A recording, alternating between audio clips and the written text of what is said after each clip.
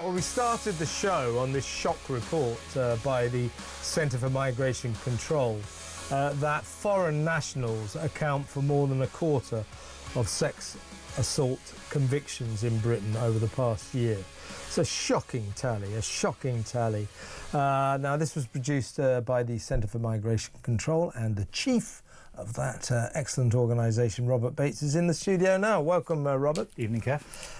Well, as I say, shocking statistics. A quarter of sex assault convictions were, over the past year, were of foreign nationals. Now, if you add this to the various sets of statistics we're being assailed by right now, I mean, we've found out that in less than a week, the past 6 days or something, 2,222 migrants have come across the Channel, you know, all the twos, which is something of a record. And we established yesterday through a Freedom of Information inquiry that over the past 5 years, the number of migrants coming across the Channel without passports was 132,500. Also, Baroness Casey, in a report on the rape gang scandal, said that a significant proportion of the members of the rape gangs being investigated now and in the past have been either current asylum seekers or former asylum seekers. So in other words, what we're talking about is, over the years, basically hundreds of thousands of young men, because they're mostly young men, who we know nothing about. And now we're learning that a massive proportion of our sex crimes are committed by foreign nationals. These rape gangs, a significant proportion, to use Baroness Casey's term, a significant proportion of the members are asylum seekers. So all these young men coming across the Channel, and the statistics that you've come up with, what Baron Casey was saying, what this adds up to is that this government is presiding over a migration policy that has made Great Britain an extremely unsafe and dangerous country for women. That's a disgrace. Yeah, and if you look at the chaps coming across on the Channel, you recognise that they are coming from countries and cultures where you would perhaps expect them to have a different attitude to the British population. If you look at those nationalities represented in the statistics that we've produced, you can see that the likes of Afghanistan, Eritrea, Sudan are massively overrepresented given their share of the population. And then you look on the other hand at the nationalities of those coming across on the small boats. You've got your Afghanistans and you've got your Eritreas, and you recognise that there is a real threat from those individuals that are coming across completely undocumented across the English Channel and being put up in communities, not detained in a secure facility where they can be processed and then deported, but literally scattered around communities, next to schools, next to old people's homes, all over the place. And we'll see obviously when these housing plans start to get unveiled as well, and asylum seekers start to get put in housing right next door to individuals as well, I imagine that is going to cause a lot of problems as well. So this is a huge crisis. Of course, there is also an element to the legal migration crisis where we are actually not checking a lot of the backgrounds of individuals that are being given visas. There are tens of thousands, if not hundreds of thousands, of migrants coming across every single year legally that we're not requiring to produce even a criminal record certificate. You know, you'd think that's basic common sense. If you want to work with the Scouts or in a church community group, you have to produce a DBS check. Why are we not doing this basic background research on those that we are inviting into the country? So I think there's a whole problem on both the legal and illegal migration crisis. And I hope the Casey report, with that sentence where she identified the non-UK national component of this scandal, is going to really focus minds on the need to publish this data by the Home Office regularly, and we can start to have a national conversation about what steps we need to take, because frankly we need to have a red list really of any individual from a certain background, certain nationality coming into this country, unless they are, you know, the next Elon Musk, is not going to be entitled to stay. I was just discussing this an hour or so ago with Dr. Rakib Asen, and you know, I said, well look, over in Australia, you know, they said to all migrants, they solved their migrant crisis by saying to migrants, look, if you arrive here on an illegal boat, in other words, you kind of come here unlawfully on an unregistered, unlawful vessel, you've kind of broken our law, so automatically you negate your right to claim asylum. It solved their crisis in about 3 weeks. The message got through. the migrants stop coming. Now, I would advocate that we did this, but we don't seem to get any joy asking the Prime Minister or this government to do that. But, you know, surely, is it too much of an ask for us to say to our government, to Keir Starmer, Yvette Cooper, the authorities, the immigration authorities, the Home Office, you know, can you just find out about these people before you let them in? In fact, surely could we not say, considering that 132,500 migrants came across the Channel without passports in 5 years, if you arrive without a passport, no asylum. Absolutely, you can't even apply. Why can't we say that? Well, you can't even get to a nightclub without a proper identification. You can't even go to 42s in Manchester without a passport. So the idea that we're literally allowing people to effectively set up a life for themselves in this country, having come from goodness knows where, is a real failure of the immigration system. Just to pivot back to the legal migration situation as well, we produced a report previously which showed that, you know, foreign nationals across the board are 71% more likely to commit these sexual offences. But when you break down the actual data by nationality, you realise that, you know, not all migrants are the same. There's a huge difference between the threat posed by a Swiss pensioner than there is from a 20-year-old coming from Afghanistan. And I really wish we could get to a point, and it doesn't feel like an incredibly... We'll talk about the Swiss pensioner crisis in the next section. Well, that's probably beyond my financial acumen. Next time we talk, yeah. But it doesn't seem like too much taken, to delineate at our borders. And if someone has come here uninvited and is simply expecting a life of luxury, then we should have a very firm policy, because, as you say, these people, by their very nature of arriving in this country via the small boats, have broken our laws. Why are we giving them the opportunity to then go on and commit a really heinous crime? Yeah, that's the point. I mean, we've already found out that some of these, only a few weeks ago, those Iranian terrorists who were arrested on terror, it turned out that 3 of them were asylum seekers, illegal migrants who came across the Channel illegally. So these people come in, and we, as I say, we know nothing about them, and they go on now, we're finding out, to commit sex crimes, among others. I mean, it's unbelievable.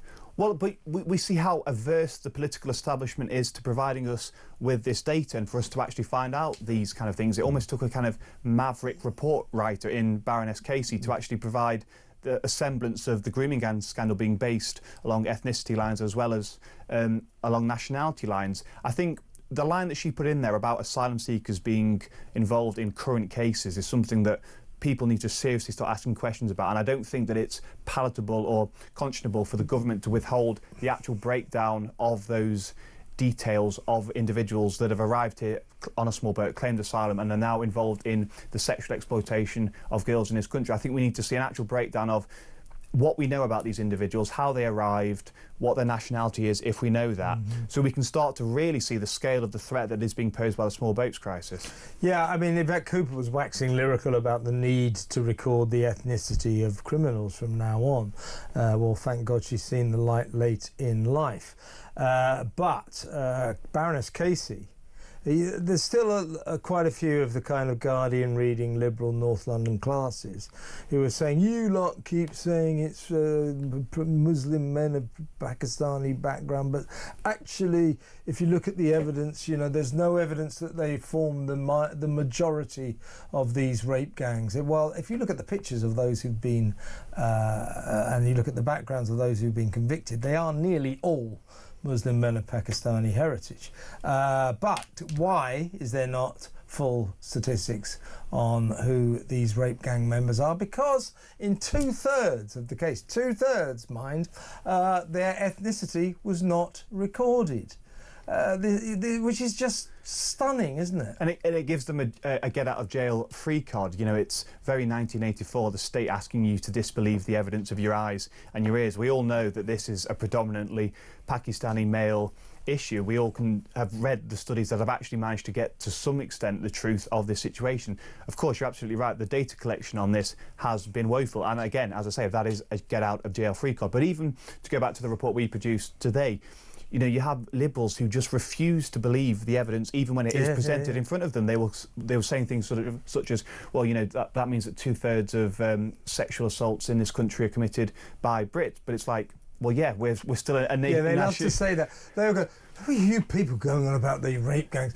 The majority of rapes in this country are committed by white British men. Well, yeah, that's because the majority of males in this country are white and British. But what your report has revealed is that a really, really disturbingly disproportionate number of these sex crimes are committed by foreign nationals, people who came here, people who often came here illegally, and almost worse, people who came here legally. As you quite rightly said, you know, it's absurd what we do with these people who turn up on the beach, I haven't got a passport, all right, well, come and live here forever. But there are people who come, millions of people, literally millions, who come here legally, and they get legal visas. They're not asked many questions, are they? None at all, effectively. I actually went through the visa application process myself just to see the extent to which they are actually interrogated on this. It is literally, have you ever had a criminal conviction in another country in which you've resided? Yes or no box. Next question. I what do you want to do? Tell a lie. Yes, 14 sex convictions, as if they're going to write that. Exactly. Everyone's Mother Teresa whilst they're filling in that form, and they're not tempted to just press that. It's like when you go to America and you have to fill in that bit of the form. Do you intend to cause mayhem or insurrection upon your arrival in America? As if you're going to go, yes, that's why I'm coming. Yeah.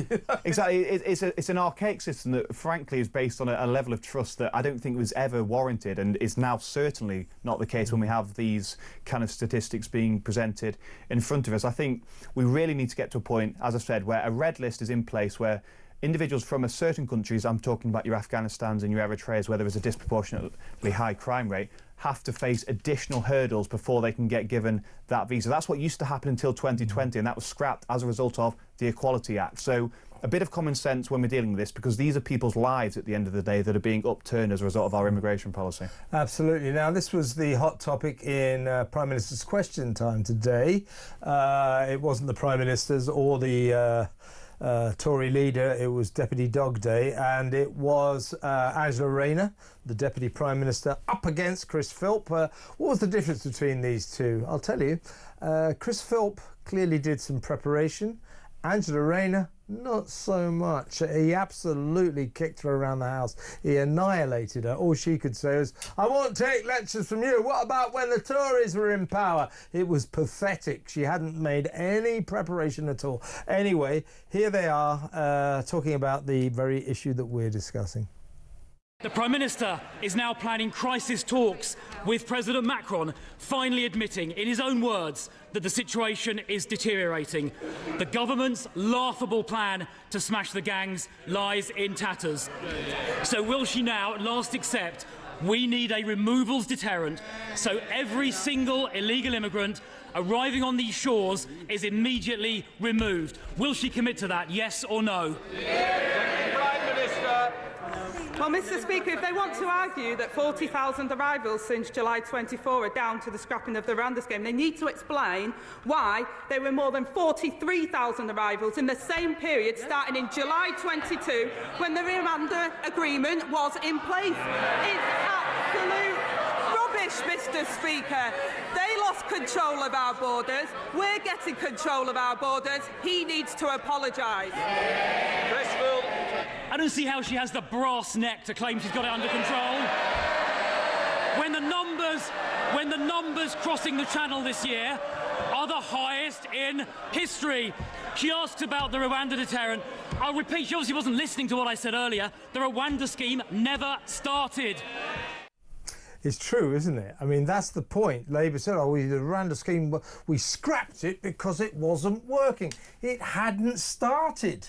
That's the scandal. Well, exactly. The Tories got so close with their deportation plan of illegal migrants, they just weren't prepared to take that final step. I think they've been doing a lot of soul-searching since getting turfed out of government. The hangover of those last 14 years has started to wear off, and they're starting to realise that actually, you know, where we are now is a completely different place to when they assumed government in 2010, and there is a need to take a scythe to a lot of legislation that has been causing us a lot of problems. And, you know, I don't think I'll ever forgive the Tories for what they did in those last couple of years, especially with the Boris wave.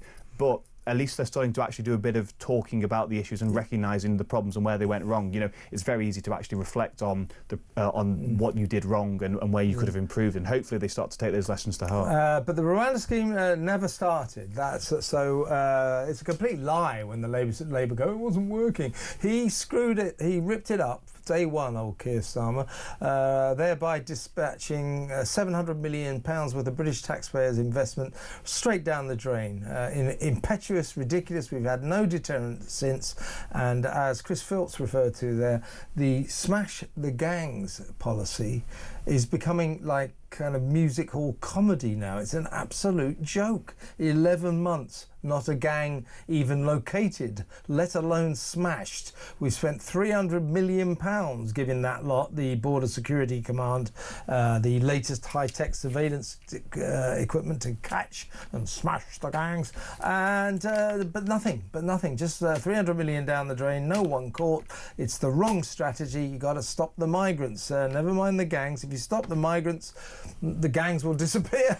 Well, I think the problem Labour have is what does success of their policy actually look like? How do we know when these gangs have been smashed? With the stop the boat mantra, at least we knew if the Tories were succeeding or failing because we could see the boats coming across the channel. But the smash the gang strategy, as far as I can decipher, the biggest success they've had in the last 12 months now is digging up a dinghy out of some sand in a French beach and doing a sort of photo shoot about that, and walking into a warehouse and popping a couple of inflatables in Central Europe. So this is a strategy that is just flailing around, waiting to be put out of its misery. Unfortunately, Keir Starmer has got nowhere else to go, and thus he will keep doubling down with this strategy, inflicting more and more misery on the country as a result of it. And you know, 17,000 have come across the channel now. We will 100% hit 50,000 this year. Where are they going to be put? They're going to increasingly be put in that social housing, pricing out Brits, and I think the anger that we're feeling in the country right now is going to grow and grow and grow. Well, we're 40% up on arrivals from this time last year, so it is demonstrably the case that this government's policies have resulted in a rocketing rise in the number of migrants coming across the channel illegally. There are no deterrents.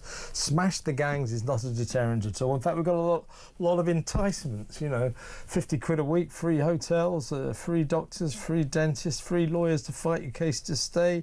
You know, these are not deterrents.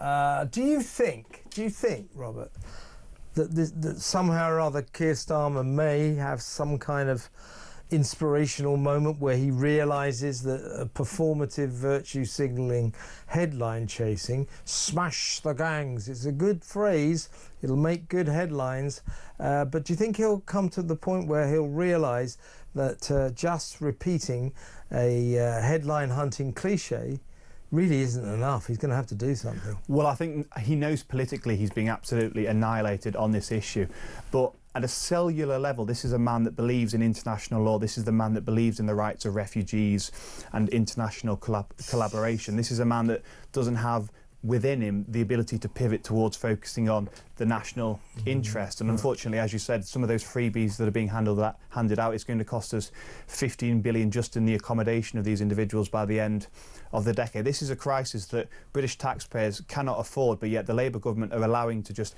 drift and grow. And we are increasingly going to see people get very upset as they realise that the implications of this, that this is spilt out just from those hotels, and, oh, at least it's not in my neighbourhood. You know, we see these kind of Lib Demi kind of mindsets of, oh, well, give them their fair due, give them their rights, give them their ability to claim asylum, but it will eventually reach the point where it starts to encroach on their neighbourhood, and they'll see why those seats across the red wall, such as Runcorn, where it was a huge issue on the doorstep, will increasingly see that actually this is a problem that really, really feels existential and is tearing at the very fabric of our communities. Existential is the word. I think Starmer and Rayner and the gang are in big trouble on this, huge trouble, and they damn well know it. Robert, fantastic to see you. Great report. Thank you. We'll see you again very soon. That's Robert Bates, Research Director at the Centre for Migration Control.